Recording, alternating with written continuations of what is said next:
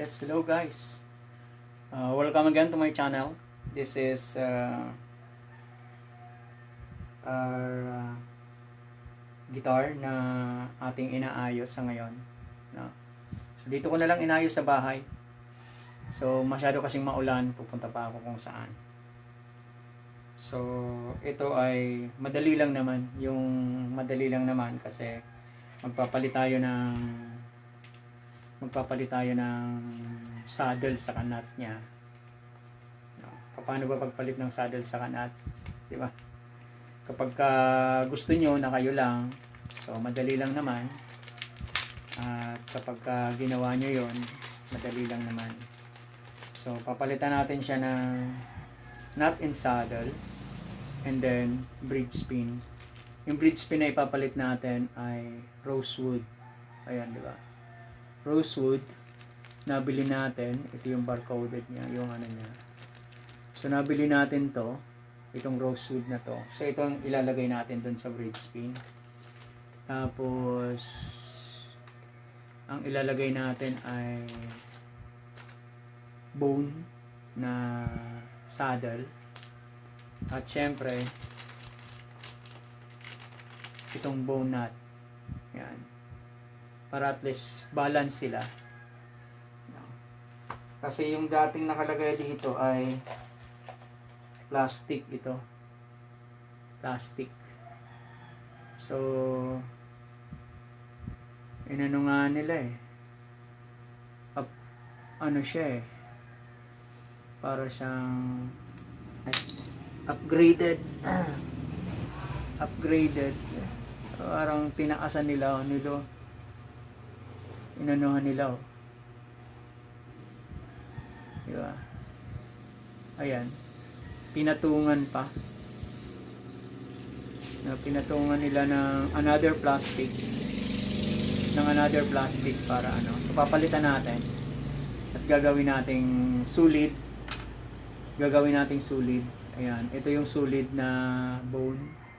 So ito yung ano. Ito yung gitara na inano sa atin dito para ayusin, para palitan ng string. So nakita ko na medyo luma na rin yung nut niya sa yung saddle niya. Eh may available naman tayong ganito. So papalit natin to sa kanya. So of course, syempre pinaalam muna natin sa may-ari. Kasi syempre baka mamaya hindi pumayag. So sinusukat natin tong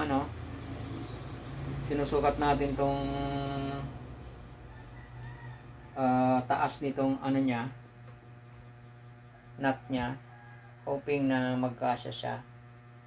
Taas niya. So tama-tama yung taas. Standard. Standard. Siguro binenta to sa kanya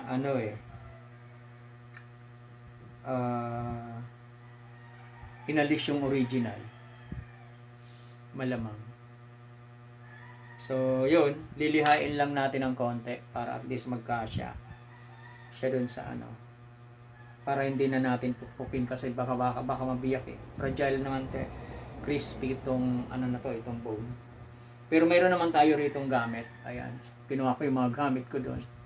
Ito rubber hammer na magagamit natin. Huwag yung martilyo ang gamitin nyo pag gagawa kayo. Dapat may rubber hammer kayo. Kung wala kayong rubber hammer, yung martilyo balutan nyo ng goma o kaya ng cotton.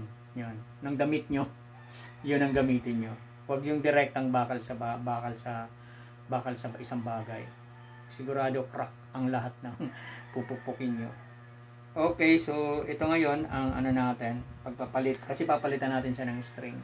So paano ko ba tinanggal itong saddle? Pagtanggal nitong saddle, kunyari nakalagay pa to rito. Yan. Kunyari nakalagay pa to rito itong saddle, itong nut na to. Paano ba pagtanggal nitong nut? Kukuha ka lang ng kahoy. Kung wala kang rubber hammer, kasi rubber hammer gaganon mo lang eh. Gaganon mo lang, i-click mo lang siya. Talagang ano siya, matatanggal siya.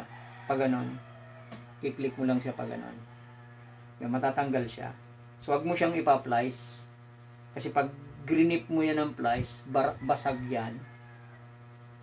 Kaya kailangan gaganon siya. Natatanggal naman siya kasi possible na konti lang ang dikit niyan diyan. Binilalagyan din nila ng pandikit. Pero siyempre konti lang ang ilalagay nilang pandikit diyan. Kasi para pag magpalit, at least madali. So yun. So ang episode natin ngayon ay upgrade ng isang gitara, no? Pag-upgrade ng isang gitara ng nut and saddle. At kung paano 'yon ay madali lang, of course, kailangan available ang bone nut mo, tsaka yung saddle bone mo. So yun, bibili ka sa mga legit na tindahan para although may kamahalan pero gaganda naman ang tunog ng gitara nyo, di ba? Okay lang na may kamahalan, basta gumanda yung tunog ng gitara nyo at hindi sintonado at hindi ngongo or kaya hindi matabang, yun, hindi matabang kundi talagang swabe, ha? Ang importante swabe yung tunog eh.